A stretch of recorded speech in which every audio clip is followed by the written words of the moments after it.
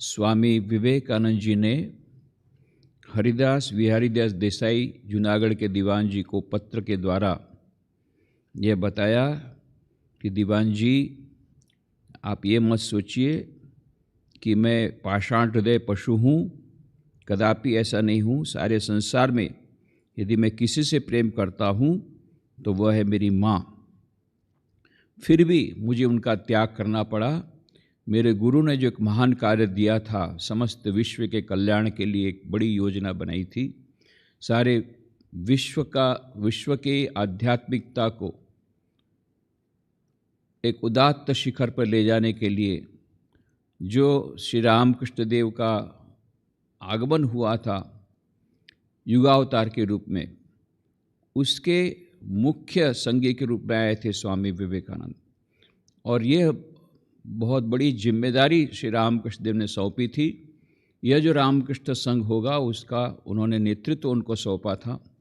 ये एक महान कार्य सारे विश्व में उनके संदेश का, सनातन धर्म के संदेश का, नई आध्यात्मिकता की नई लहर को चारों ओर फैलाने का, सर्वधर्म समन्वय के संदेश को फैलाने का, और यह जो जड़वादी सभ्यता के आक्रमण से जो सब त्रस्त हैं, मन में अशांत हैं, उनको शांति प्रदान करने का, वेदांत के अमृत को देश विदेश में ले जाने का, यह जो एक भगीरथ कार्य श्री रामकृष्ण देव ने उनके गुरु ने सौंपा था, उस महान कार्य के लिए उनको बलिदान देना पड़ा और इस प्रकार से उनको अपने परिवार का त्याग करके संन्यास ग्रहण करना पड़ा था। ये सब बात उन्होंने बताई थी, कल उसके बारे में हमने चर्चा की थी।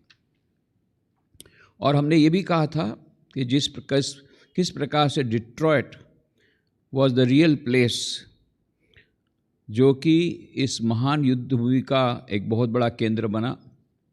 शिकागो विश्व धर्म सभा में कुछ बातें जो सामने आई थी, जिसमें उनके अंतिम प्रवचन के बाद थोड़ा असंतोष ऑर्थोडॉक्स क्रिश्चियन मिशनरी में आया था।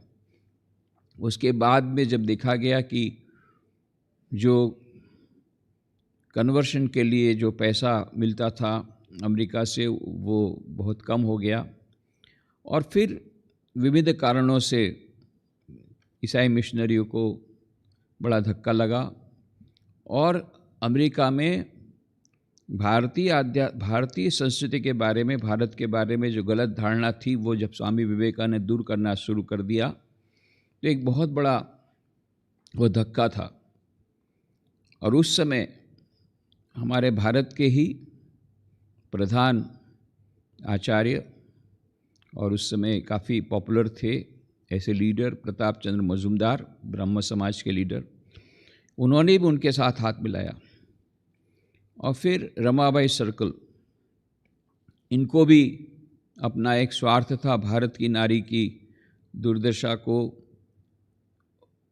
यह जो गलत रूप से प्रस्तुत कर रहे थे, उसको ये रमाबाई सर्कल उसका भी अनुमोदन करके वो भी काफ़ी दान इकट्ठा कर रही थी, उनको भी धक्का लगा। तो ये सब मिल गए एक साथ, और किस प्रकार से स्वामी विवेकानंद पर कितना आक्रमण हुआ।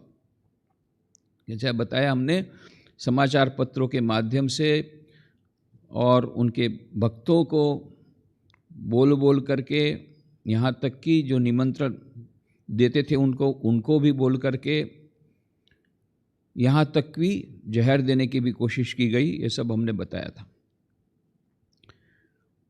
और इतना एंटी प्रोपेगेंडा चल रहा था स्वामी विवेकानंद के विरोध में, पर स्वामी विवेकानंद कहते थे मैं सन्यासी हूँ, मैं इसके बारे में कुछ नहीं कहूँगा, सत्यमेव जयते, अंत में सत्य का जय होगा, और वे विचलित नहीं हुए।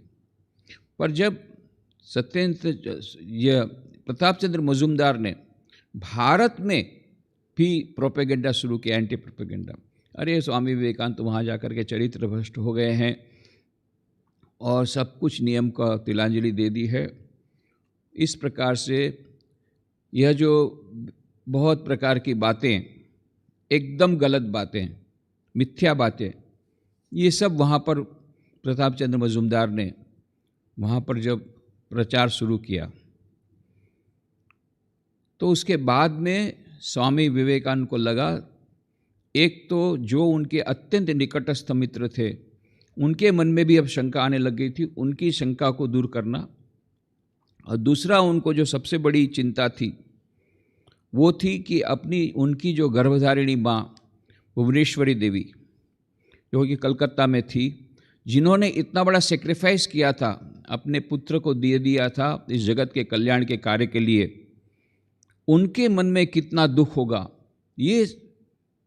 ये समझ करके स्वामी विवेकानंद जी को बड़ी चिंता हुई। इसलिए बोलते हैं 26 अप्रैल 1894, 26 अप्रैल 1894 को कुमारी इसाबेल मैकेडिली के नाम से पत्र में लिखा था स्वामी विवेकानंद ने, जबकि भारत में और अमेरिका में दोनों जगह पर प्रशंसा के पुल भी हो रहे थे, उधर उनके विरुद्ध में बातें भी हो रही थी, दोनों चल रहा था। उस समय उन्होंने क्या लिखा स्वामी जी ने, मेरे देशवासी या अन्य लोग मेरे बारे में क्या कहते हैं इसकी मुझे कोई चिंता नहीं, न मुझे नाम यश की कभी आकांक्षा थी और न मैं निंदा से डरता हूँ, न मुझे कोई नाम यश की आकांक्षा है, न मुझे पब्लिसिटी चाहिए, मैं एक सन्यासी हूँ। पर चिंता तो है तो केवल इस बात की कि मेरी एक वृद्ध माँ है, वे जीवन भर कष्ट सहती रही और इन कष्टों के बीच भी मुझे ईश्वर और मानव के सेवार्थ समर्पित कर सकी। परंतु जब उन्हें सुनने को मिलेगा कि उन्होंने अपनी आशारूप जिस सर्वाधिक प्रिय पुत्र का त्याग किया था वह दूर देश में जाकर घोर पाशविक जीवन बिता रहा है, जैसा कि मजुमदार कलकत्ते में प्रचारित कर रहे हैं, यह समाचार उनका प्राण हर लेगा। यह सबसे बड़ी उनकी चिंता थी। तो यह बाद में प्रभु की कृपा से बहुत शीघ्र ही उनके ही कजिन ब्रदर ने, जब यहाँ पर अमेरिका में से समाचार पत्र उधर जाना शुरू हुआ और वहाँ पर पता लगा कि किस प्रकार से अमेरिका में स्वामी विवेकानंद जी का अद्भुत उन्होंने जो कार्य यहाँ का किया है वो सब बातें वहाँ पता लगी, तो वहाँ के समाचार पत्रों में जब ये सब खबरें छपी और उधर स्वामी विवेकानंद ने जो कहा था, वहाँ पर धर्म सभा, वहाँ पर बड़ी बड़ी सभाएं की गई और सभा में अत्यंत प्रतिष्ठित लोगों ने कहा कि नहीं, स्वामी विवेकानंद को हम लोगों ने भेजा है और वो कोई धोखेबाज नहीं है, कोई धूर्त नहीं है, वो एक महान विद्वान है और हमारे सनातन धर्म का वहाँ प्रचार प्रसार करके हमारे देश का नाम रोशन किया है। और उसके नाम पर यह सम्मान पत्र भी उन्होंने निकाला था और ये सब संदेश भी उन्होंने भेजा था। ये जब बातें आई तब स्वामी विवेकानंद का उनकी ये चिंता दूर हुई। उस समय बड़े भावुक हो उठे थे। उन्होंने मेरी हेल्थ सिस्टर्स को लिखा था पत्र कि सचमुच में प्रभु हैं, प्रभु अत्यंत दयालु हैं और वे अपने संतान की रक्षा करते हैं। पुनः एक बार प्रमाणित हो गया और इस प्रकार से बड़े भावुक हो उठे थे जब उनको ये जब उनको खबर मिली कि कलकत्ता में इस प्रकार से यह धर्म सभा बुलाई गई और उनका सम्मान पत्र उनको दिया गया, ताकि ये इसलिए कि उनकी माँ के पास ये खबर जाएगी तो उनके मन में जो कुछ भी दुविधा होगी वह निकल जाएगी। इस समझ करके स्वामी विवेकानंद बहुत ही आश्वस्त हुए। और एक दूसरी बात हुई जिसके द्वारा कि उनकी रही सही भी जो चिंता दूर हो गई। वह क्या हुआ कि अमेरिका के कैम्ब्रिज में स्वामी जी के लिए एक व्याख्यान श्रृंखला का आयोजन किया गया था। 17 जनवरी 1894, 17 जनवरी 1894 को श्रीमती ओली बुल के विशेष अनुरोध पर वे भारतीय नारियों का आदर्श इस विषय पर बोले। स्वामी विवेकानंद, भारतीय नारियों का आदर्श, the ideal of Indian women. और वहाँ पर स्वामी जी ने वो बताते हुए अपनी माँ के बारे में बहुत बातें बताई। पहली बार वो तो सन्यासी का यह बात, सन्यासी की परंपरा है, सन्यास की परंपरा कि कभी अपने पूर्वाश्रम की बातें नहीं बोलते हैं।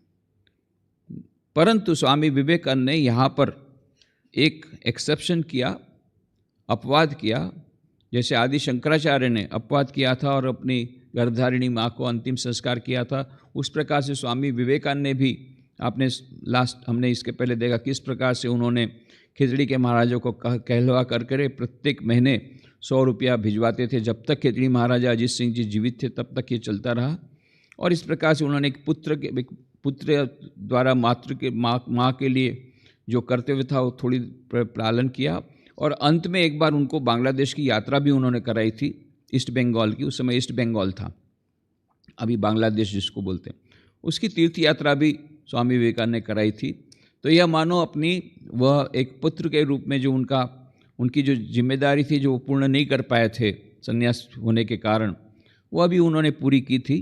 तो पूरा उन्होंने प्रयत्न किया था। एक उनकी जो आदर्श माता थी, 1841 में उनका जन्म हुआ था, 1911 में उनकी मृत्यु हुई। तो ये बहुत कम उम्र में विधवा हो गई। जैसा आपको मालूम है, स्वामी विवेकानंद के पिताजी की मृत्यु हो गई 1884 में। और इतने सारे संतानों का कितना दुख उन्होंने सहन किया कि 3-4 संतान तो मरी गई थी, 10 में से बाकी जो थे उसमें से जो 3 पुत्र में से सबसे बड़ा सन्यासी हो गया। और बीच वाला महेंद्रनाथ दत्त, ये 15 साल तक गायब रहे, बिना बोले निकल गए विदेश में और एक भी पत्र नहीं दिया 15 साल तक। उनका कोई अता पता नहीं था। माँ इधर रोती रही उनके लिए, कोई अता पता नहीं, वो अपनी तरह अपनी धुन में थे। हालांकि उन्होंने महान काम किया, 50 पुस्तकें भी लिखी, वो अपनी तरह से जी रहे थे, उन्होंने भी शादी नहीं की। सबसे छोटा पुत्र भूपेंद्रनाथ दत्त, ये भी महान हुए, ये महान रिवोल्यूशनरी क्रांतिकारी हुए। He was a communist also. तो उन्होंने पैट्रियट प्रॉफिट विवेकानंद के पुस्तक लिख करके स्वामी जी को भी एक कम्युनिस्ट के रूप में ही उनको वहाँ पर चित्रित किया और जेल में भी गए। बाद में फिर उनको बचाने के लिए उनको विदेश भेजा गया, ताकि नहीं तो यहाँ आता तो ब्रिटिश गवर्नमेंट फिर पकड़ लेती। तो ये भुवनेश्वरी देवी को कितना दुख सहन करना पड़ा। ये सभी पुत्र महान हुए, परंतु अपनी अपनी तरह उन्होंने देश की सेवा की, पर उनके तो काम में कोई आया नहीं। इस प्रकार से और कितनी फाइनेंशियल क्राइसिस, इस तरफ कोर्ट के झगड़े, ये सब भी उन्होंने सहन किया। और पुत्रों को उन्होंने, अब संतानों को बेस्ट पॉसिबल संस्कार दिए, खूब अद्भुत संस्कार दिए, संस्कार सिंचन का काम। इसलिए स्वामी विवेकानंद बोलते हैं, उन्होंने उस प्रवचन में कहा अमेरिका में कि मैं आज जो कुछ भी हूँ वो मेरी माँ के कारण है।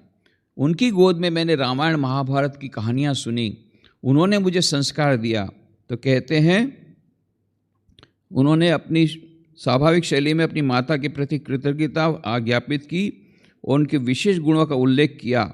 सदा सहिष्णु, सदा स्नेहमयी माँ, आज मैं जो कुछ भी हूँ अपनी माता से मिले प्रेम की बदौलत ही हूँ। उनका ऋण मैं कभी चुका नहीं सकूँगा। मैं जानता हूँ कि मेरे जन्म के पहले मेरी माता उपवास, प्रार्थना तथा और भी कितनी ही चीज़ें करती थी जिन्हें मैं 5 मिनट में नहीं कर सकता। उन्होंने ऐसा 2 वर्ष तक किया। मेरा विश्वास है कि मुझ में जो भी धार्मिक संस्कार हैं उसी के फलस्वरूप है। आज मैं जो भी हूँ उसका निर्माण करने हेतु मेरी माँ ही प्रयासपूर्वक मुझे इस संसार में लाई, प्रयासपूर्वक लाई, एक्सीडेंटली नहीं आई, एक्सीडेंटली में नहीं आया, प्रयासपूर्वक वो लाई। हमको मालूम है किस प्रकार से उन्होंने वीरेश्वर शिव जी की आराधना करवाई, विशेष पूजा करवाई, कितने व्रत किए, कितने उपवास किए 2 वर्षों तक, ये सब हमको मालूम है। मुझ में जो कुछ भी सद्गुण है वह अचेतन रूप से नहीं अपितु चेतन रूप से मुझे अपनी माँ से प्राप्त हुए हैं। चेतन रूप से माँ ने प्रयत्नपूर्वक इन सब सद्गुणों को अपनी संतान में ढाला है। 1900 ईस्वी के 18 जनवरी को कैलिफोर्निया में भारतीय नारी पर विशेष पर व्याख्यान देते स्वामी जी ने कहा था, वही जिसकी बात हमने कही, मेरे माता पिता ने कितनों दिनों तक भगवान से प्रार्थना की थी और व्रत रखा था कि उन्हें एक संतान प्राप्त हो। मुझे इस संसार में लाने के लिए उन्हें कितनी तपस्याएं करनी पड़ी, कितना आत्मत्याग करना पड़ा। उन्होंने मुझे जन्म देने के लिए वर्षों अपने शरीर को, मन को, भोजन को, वस्त्रों को, यहाँ तक कि अपनी कल्पनाओं को भी शुद्ध और पवित्र रखा। और फिर बताया इसी व्याख्यान में उन्होंने कि किस प्रकार उन्होंने बाल्यकाल से ही अपनी माता के प्रति गंभीर श्रद्धा व्यक्त करने की साधना की थी। बाल्यावस्था में जब हम छोटे थे, स्वामी जी कहते हैं, तो प्रतिदिन प्रातःकाल एक कटोरी में जल भरकर अपनी माता के पास ले जाते। माँ उसमें अपने पैर का अंगूठा डुबा देती और हम लोग उस जल का पान करते। और ये जो माँ के प्रति श्रद्धा और उनका सम्मान, ये आखिर तक रहा था। स्वामी जी विश्व वंद्य स्वामी विवेकानंद, विश्व विजयी स्वामी विवेकानंद, युग नायक स्वामी विवेकानंद, ये बेलूर पे जब रहते थे और भुवनेश्वरी देवी कभी आती थी तो क्या चिल्लाती थी, बिले। और स्वामी जी छोटा बिले, जो बिले के समान, छोटे बच्चे के समान दौड़ जाते थे। ये अद्भुत दृश्य था। ये विश्ववंद्य स्वामी विवेकानंद गर्भधारी माँ के सामने इस प्रकार से करते थे। तो ये स्वामी विवेकानंद की कैसा एक अद्भुत व्यक्तित्व स्वामी विवेकानंद को दिखता है। इतने महान होने के बाद भी और एक सन्यासी होने के बावजूद, जैसे आदि शंकराचार्य ने अपवाद किया और अपनी गर्भधारिणी माँ का अग्नि संस्कार किया और अंतिम समय में गए, उनकी सेवा की, जिसके कारण उनको बहिष्कृत किया गया और जिसके कारण उनको बहुत यातना सहन करनी पड़ी कि आप सन्यासी होते, आप सन्यास के नियमों का उल्लंघन कर रहे हैं। पर आदि शंकराचार्य ने किया। ये युग पुरुष थे, वे अवतारी थे। स्वामी विवेकानंद भी अवतारी पुरुष थे, वो साधारण सन्यासी नहीं थे। तो उनके पास ये पोएटिक ये लाइसेंस था, ये अवतार पुरुष के पास ऐसा लाइसेंस था। और इस प्रकार से उन्होंने डिमॉन्स्ट्रेट किया कि माता के साथ कैसा व्यवहार होना चाहिए, माता के प्रति हम कितने कृतज्ञ होने चाहिए, हमारे में जो कुछ भी सद्गुण हैं उसके लिए कॉन्शियसली हमारी माँ ने कितना प्रयत्न किया है, कितनी तपस्या की है, कितनी प्रार्थना की है।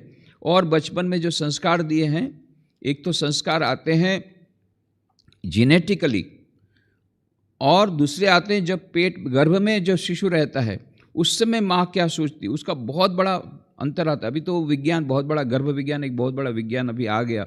जो बातें भारतीय शास्त्रों में लिखी हुई थी कि जो बच्चों की शिक्षा -9 मंथ से होती है, अभी धीरे धीरे मॉडर्न साइंस उसको स्वीकार कर रहा है कि ब्रेन का डेवलपमेंट लगभग 6-7 महीने के भीतर में शुरू हो जाता है। और जो माँ जो कुछ भी सोचती है, जो खाती है, जो आहार ग्रहण करती है, उसकी सबकी वो जो सोचती है वो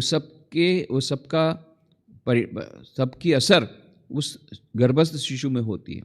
तो ये गर्भधारिणी माँ, हमारे भारतवर्ष की यह परंपरा रही है। माँ जब गर्भधारण करती तभी से बहुत ज़्यादा व्रत उपवास करती है और इस प्रकार से भगवान का नाम लेती है, मंत्र जाप करती है, प्रार्थना करती है, अपने आप को पवित्र विचारों से युक्त करती है, अधिक करती है उस समय जब गर्भस्थ रहती। पहले उसके गर्भस्थ होने के पहले कितनी प्रार्थना करके, प्रार्थना के फलस्वरूप उनको संतान प्राप्ति होती।